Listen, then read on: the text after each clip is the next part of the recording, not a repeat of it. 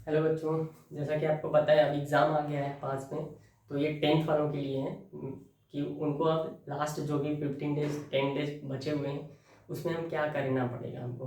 बस क्या ध्यान रखोगे जिससे कि हमारी पूरी प्रिपरेशन को जो थ्रू आउट द ईयर हमने पढ़ा है उसको अच्छे से डिलीवर कर लें टाइम पे। ठीक है। तो जो भी हमने मैथ्स में पढ़ रखा है पहले से 1 से लेके सारे चैप्टर में उसमें वेटेज आपको पता ही है सारे चीज़ का। उस पर सारा क्वेश्चन भी किया होगा, प्रीवियस ईयर भी लगाए होंगे। उसके बाद क्या किया होगा, जो भी सैम्पल पेपर है वो भी किए होंगे, टेस्ट दिए होंगे, एनालिसिस किया होगा। तो इसमें पूरा ध्यान क्या रखना है कि लास्ट टाइम पे क्या होता है कि जिस दिन एग्ज़ाम है उसके 2 दिन पहले हमको सारा चीज़ रिवाइज करना है, टाइम कम है और कॉन्फिडेंस भी चाहिए। तो उसके लिए क्या करना है, सीधा सीधा बस लास्ट का जो भी हमने मिस्टेक बुक बनवाया था या जो भी हमारे पास मिस्टेक कॉपी होगी ड्यूरिंग जो टेस्ट होता है उसको रखना है। या मान लो तुमने अगर नहीं बनाया तो उसके लिए क्या करोगे, सिंपल सा बैठो, जो तुम्हारे पास टेस्ट पेपर है उसमें जाके सारे पेपर में देखो कि क्या क्या तुमने गलती की थी। फर्स्ट स्टार्टिंग में कौन कौन सा क्वेश्चन तुमसे नहीं बना था, किस टाइप के क्वेश्चन नहीं बना था, उसको बैठो उसको लिखो सारा कि ये पॉइंट ये चैप्टर का ये टॉपिक मेरा प्रॉब्लम है, इस टाइप के क्वेश्चन मेरे से नहीं बनते हैं। उसको बस एक नोट डाउन कर लो कॉपी में। उसी को क्या करना है, बार बार रिवाइज करना है कि उस टाइप के क्वेश्चन को फिर से प्रैक्टिस करना है। बाकी तुमसे क्वेश्चन बन जाएंगे, प्रॉब्लम बस उसी में आएगी। और वो क्या करना है, 1 to 1 रेगुलर रिवाइज में रखो उसको। ठीक है। बच्चे मान लो कोई भी टॉपिक है क्वाड्रेटिक इक्वेशन का, तुम्हारे एज वाले क्वेश्चंस नहीं बनते हैं तुमसे मान लिया, तो एज वाली क्वेश्चन को देखो कि किस टाइप के क्वेश्चन मेरे से नहीं बनते। उसमें कुछ चीज़ें होती हैं जो सिंपल होती है वो बन जाएगी, हर चीज़ नहीं बनेगी। तो उसके लिए क्या करेंगे, जो जो जहाँ पे प्रॉब्लम हो रहा है उसको उठा लेंगे और उसी टाइप के क्वेश्चन प्रैक्टिस कर लेंगे। ठीक है। तो इससे पता चलेगा कि हमारे क्या क्या मैं गलती करता था और उसमें इम्प्रूव हुआ या नहीं हुआ। प्रैक्टिस बस उसी की करनी, बाकी तुमको आते हैं, इतना कॉन्फिडेंस भी रखना पड़ेगा। ठीक है। ये नहीं कि एकदम से मतलब सारा कुछ नहीं आता है हमको, ऐसा बिल्कुल नहीं सोचना है। मैक्सिमम तुमने पढ़ाई दिया है, 1 साल पूरा थ्रू आउट द पढ़ाई है तो बेटर ही होगा, इतना मान लो। अब बात करते हैं जिनका जिनका ऑलरेडी अच्छा चल रहा है, जो किसी किसी चीज़ों की वजह से 4-5 मार्क्स की वजह से पीछे हट जाते हैं, जो 80 आउट ऑफ 80 नहीं आ पा रहे, उनके लिए कहेंगे कि उसको भी यही क्या करना है, जो इससे मिस्टेक कॉपी है मिस्टेक बुक बनाना है उसी से रिवाइज करनी है। उनके लिए भी सेम तरीका है। और दूसरा एमसीक्यू में काम करना है। जैसे एमसीक्यू में अगर हमने 20 आउट ऑफ 20 ला दिया तो ही हम 80 आउट ऑफ 80 के लिए सोचेंगे, अदरवाइज तो मुश्किल होगा, क्योंकि जब उसी में नहीं आ पा रहा है तो कहाँ से आ पाएगा, है कि नहीं। तो काम क्या करना है कि प्रीवियस ईयर के कुछ भी उठाओ, प्रीवियस ईयर के जो भी 20 एमसीक्यू उठाओ उसको फिर से रिवाइज करो, दोबारा उसको दो, जितना हो सके उसी टाइप के क्वेश्चन करो, क्योंकि फिर से उसी टाइप का क्वेश्चन आएगा और हम 20 में 20 लाने का ट्राई करेंगे। ठीक है। उसके बाद ध्यान रखना है कैलकुलेशन एरर जो हमसे होता है अक्सर, उस पर पूरा वर्क करना है कि जब भी कुछ क्वेश्चंस करो तुमको लगे इसका आंसर आ चुका है, दोबारा से चेक करो उसको। जैसे स्पेशली 5 मार्क्स के क्वेश्चन जो सेक्शन डी में होते हैं वो तो पक्का देखो, क्योंकि अगर वो थोड़ा भी गलत हुआ तो वहाँ पे फालतू का आधा 1 नंबर कट जाएगा, और अगर शुरू में ही गलत हो गया तो पूरा कट जाएगा। ठीक है। तो आपको उसमें ज़्यादा ज़्यादा कैलकुलेशन पे ध्यान रखना है, अवेयरनेस रखना है कि जो हम, और एक बात है कि जो हम कैलकुलेट करते हैं ना, कभी कभी हम अप्रॉक्स मान लेते हैं या अच्छे से डिवीजन नहीं करते हैं, तो वो लास्ट पॉइंट पे जाके हमारा फालतू में पॉइंट कट जाता है, 0.5 कटेगा हमेशा। आंसर लाने का सीबीएसई के मार्किंग स्कीम के अकॉर्डिंग आधे मार्क्स कट जाएंगे अगर आंसर मैच नहीं किया एग्जैक्टली तो। ठीक है। अगर रूट की वैल्यू दे रखी है तो रखना है, नहीं दिया है तो बिल्कुल नहीं रखना है। क्लियर। अब उसको थोड़ा सा इम्प्रूव करो कि हमारा लास्ट टाइम तक एक्यूरेसी आ रही है नहीं, अगर आ रही है तो बेटर है, और नहीं आ रही है तो उस पर काम करो। और काम कैसे करना है, क्वेश्चन उठाया उसको सॉल्व तक करो, लास्ट तक करो, उसमें आलसी मत करो कि नहीं अब छोड़ दो टाइम नहीं चला गया।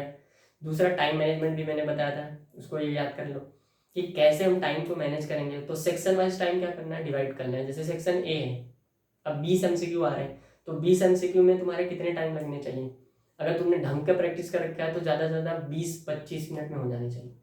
अगर मान लो और भी तुमको टाइम लग रहा है तो आधा घंटा मैक्सिमम, उससे ज़्यादा नहीं। ठीक है। सेक्शन बी में चले जाओ, उसमें तुम्हारे पास 5 क्वेश्चन 6 क्वेश्चन आएंगे, 5 क्वेश्चन आएंगे। 5 में अगर प्रॉपरली अगर टाइम अच्छे से देखो तो 4-5 मिनट में एक क्वेश्चन अगर आते होंगे तो हो जाएंगे आराम से। तो उसका भी देख लो तो 25 मिनट बनता है, आधा घंटा।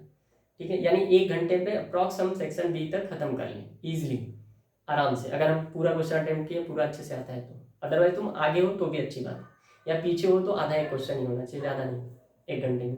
फिर दूसरा घंटे के लिए क्या करना है, सेक्शन सी में जाना है, वहाँ पे 6 क्वेश्चन करने हैं।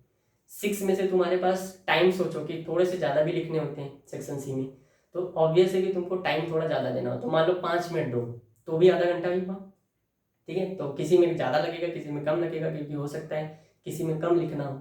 क्लियर।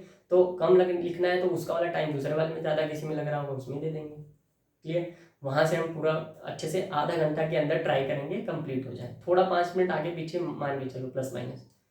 फिर उसके बाद हम सेक्शन किस में जाएंगे, डी में, जो कि इंपॉर्टेंट सबसे ज़्यादा है। और 5-5 मार्क्स के क्वेश्चन आते हैं, 4 क्वेश्चन करना है, उसमें भी और दिया रहेगा ऑप्शन। तो क्वेश्चन भी अच्छे से चूज करना है कि कौन सा ईजी है वही करें। अगर तुमको आता दोनों है, उसमें कौन सा सबसे ज़्यादा ईजी है, कम लिखना है, जो अच्छे से हो जाए वो चूज करो, ठीक है। उसके बाद अब उसको टाइम कितना देना है सेक्शन डी को, तो देखो मैं उसको कम से कम 7-8 नंबर, अगर 5 नंबर का है तो 7-8 मिनट तो दूंगा, 8 मिनट भी दूंगा। तो 8 से 5 मल्टीप्लाई 8 5 जा 40, तो 40 मिनट तो कम से कम लगेगा ही उसमें सेक्शन डी में। तो आधा घंटा मतलब 1.5 घंटा हो चुका था पहले से सी तक। अब उसके बाद 40 मिनट और दे दिया, दैट मीन्स 2 आवर्स 10 मिनट के अराउंड और हो गया, ठीक है। जब 2 आवर्स 10 मिनट तक तुम पहुंचे हो, या 50 मिनट मान लो, तब तक तुम्हारा सेक्शन डी तक खत्म हो जाना चाहिए। और अगर सेक्शन डी तक खत्म है 2 आवर्स 50 मिनट में, तो 45 मिनट फिर भी तुम्हारे पास हैं। उसके बाद सेक्शन ई पे जाना है। सेक्शन ई में ध्यान से रखना है, क्योंकि 4-4 नंबर के इजी क्वेश्चन आते हैं, बहुत डिटेल में नहीं लिखना है, लिखना तो है, ठीक है। फिगर जहाँ रिक्वायर्ड है वहीं बनाना है, हर जगह भी नहीं बनाना है, लेकिन ट्राई करो कि 3 मार्क्स के और 5 मार्क्स में तो बनाओ ही बनाओ। 2 मार्क्स में अगर रिक्वायर्ड है तो बनो, क्योंकि उसमें लिखा भी होता है पेपर में, इफ रिक्वायर्ड देन लिखना पड़ेगा, बनाना पड़ेगा। क्लियर। अब सेक्शन ई में आने के बाद वहाँ पे थोड़ा सा वेट करके सोचो कि जो जो हमने पीछे किया है, कुछ क्वेश्चन छूटे तो नहीं, अगर छूटे हैं तो उसको मार्क करके रखना है पहले से। अब एक सेक्शन ई में इंटर करो और वहाँ पे कंप्लीट करो उसको, सेक्शन ई को। तो एक केस बेस्ड क्वेश्चन करने में कितना हार्डली समय लगेगा, 4 अगर क्वेश्चन 3 क्वेश्चन करने हैं तो, और उसमें भी ज़्यादा डिटेल में करना नहीं होता है, तो अगर तुम ध्यान से पढ़ोगे, पढ़ने में 2-3 मिनट दिया, समझने में दिया तो 3-4 मिनट 5 मिनट मान लिया कि 7-8 मिनट में तो हो ही जाएंगे। तो 8 मिनट में भी हो गया, तो 8×3=24, मतलब 25 मिनट में इजीली हो जाना चाहिए। तो 15 थे, 2 आवर्स 15 मिनट। अब तुम और भी इसमें कितना 25 मिनट ऐड कर दो, ठीक है। तो 25 और प्लस 15 कितना हो गया, 35 मिनट्स के अराउंड तुम पहुंच गए। 35 या 40 मिनट मान लो, 2 आवर्स 40 मिनट्स, उसमें तुम्हारा सेक्शन ई भी कंप्लीट हो चुका है आराम से।